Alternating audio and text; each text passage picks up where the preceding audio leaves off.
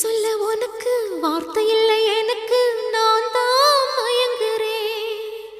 காலமுள்ள வரைக்கும் காலடியில் கிடக்க நான் தான் விரும்புறேன்.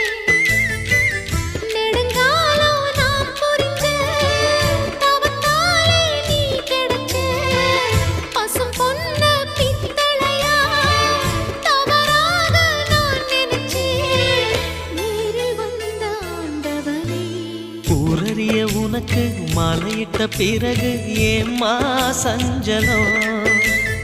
உன்னுடைய மனசும் என்னுடைய மனசும் ஒன்றாய் சங்கமோ?